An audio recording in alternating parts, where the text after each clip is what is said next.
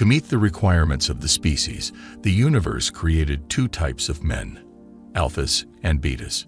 Betas to follow and serve, and alphas to steer and conceive.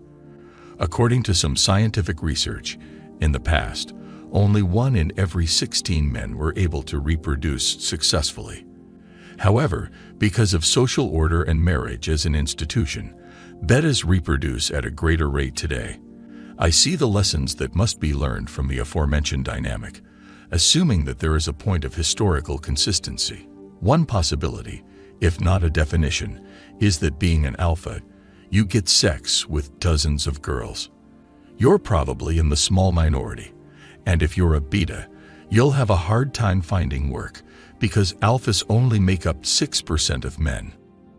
TRP can benefit both groups by providing betas with the knowledge they need to imitate and possibly eventually become alphas, as well as alphas with the knowledge they need to maximize and streamline their strengths in order to get the most value out of the dating market. In most cases, it is the nature of women to use men as cover, resources, and in her interactions with alpha males. Most of the time, they reproduce because of their physical vulnerabilities.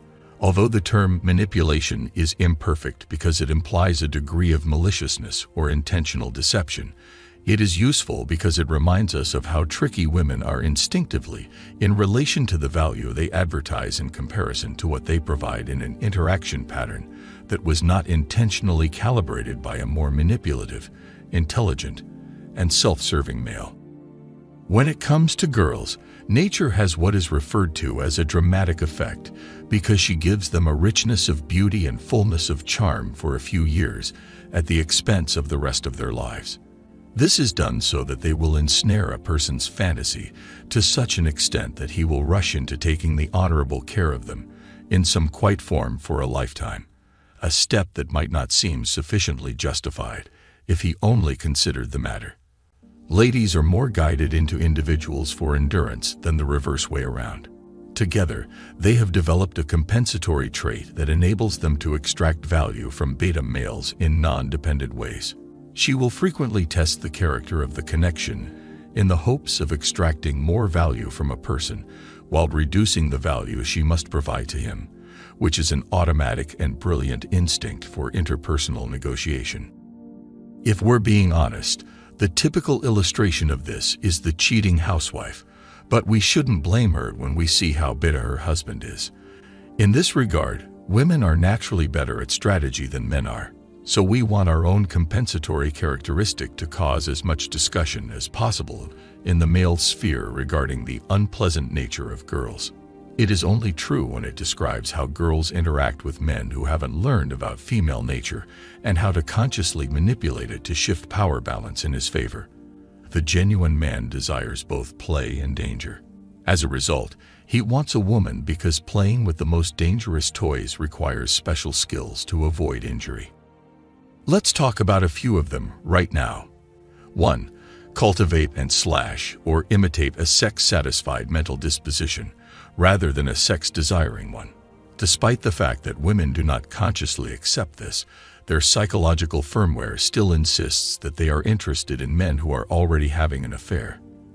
This is frequently a truly basic kind of predetermination, as her brain leads this subliminal sensible logic. Although I do not know for certain whether this man is suitable for reproduction, the mere fact that there are indications that he may also be getting women. He is not desperate, he is barely trying, and he is already content, would suggest that other women have already made their decision. There are two distinct but compatible strategies for achieving this sexually contented state. One option is to actually instigate it by having intimacy with women on a regular basis. Another option is to go as low as possible to instigate the opposite gender by artificially changing your behavior and demeanor to match the patterns of someone who is getting laid. Avoid any behavior that she might identify as needy, desperate, or frustrated. There is no shame in this. This requires constant self-monitoring, which is exhausting. I do not recommend exclusively using this second method. When you are unsure of what to say to a woman, imagine that two of them are already in bed. In the sexual industry, Negotiating your way down is a great way to get ahead. You'll get laid on a regular basis if you take great care. The bare minimum is to have intimacy with females with a low SEMV, low testosterone, or an excessive reliance on masturbation and pornography are the causes of this preference. Narcissism and happiness are the psychological traits that combine to make a man the most appealing. The last option has some crossover with our conversation about intimacy satiety, yet the past is independent selfishness. For our motivations, here is fanciful fearlessness and careless personal responsibility. It's a sign of someone who holds himself and the women he dates to very different standards. And he knows it. Fostering a decisively deployable kind of selfishness concerning the other gender is difficult, and each man will coordinate this property into their current social character in an unexpected way. Using a religious statement or affirmation to reverse and rewire the mind's beta programming when interacting with women is one strategy I've found to be effective. Pretending to be the star of the most successful reality show ever, with cameras following you around and millions of people watching because you are so fascinating. Simply put, train your mind to believe that you are a god. You will eventually discover that this lie is actually true. In pre-choice, a woman needs more data to comprehend whether you're good for multiplication, so she utilizes the decisions of different ladies to frame that examination.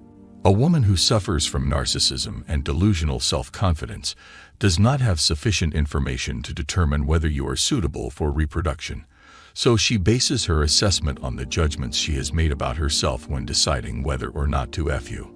A woman probably isn't consciously considering you as a potential mate for reproduction. These are subliminal mental peculiarities that she has no immediate attention to. All she intentionally encounters might be a craving to lay down with you.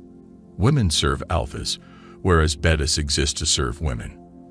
This dynamic can be subtle at times, or it can be explicit at other times when women specifically enjoy being more fuel spent by their alpha male partners. 3. Don't pay any attention to anything she says that you just wish she hadn't said.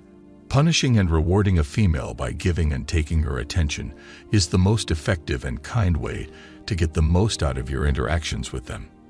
It is easier to counterintuitively ignore a woman when she behaves or speaks in an undesirable manner than it is to confront her verbally or even physically. This is frequently due to the fact that ignoring a woman indicates a greater readiness to break up with her permanently. While verbal confrontation conveys to her that she is his only option and that he is more likely to take action to control her than he is to simply avoid negative behavior in the direction of other women with whom he knows he can obtain a better relationship. This demonstrates her worth and instills insecurity in her. If a woman you're chatting with asks a question you don't want to or says something you don't want to, just ignore it. Act as though she hadn't said it. Frequently, this is frame reaffirmation. If either of you is susceptible to the sloppy slope of escalating negative emotions, it is preferable to verbal confrontation because it is the most effective way to deal with her. The idea that the market is a game may recur and be persuasive here. This typically occurs only when men are unable to calibrate male-female interaction patterns to satisfy the female's alpha-pleasing instincts and self-interest rather than the male's self-interest and female-pleasing instincts.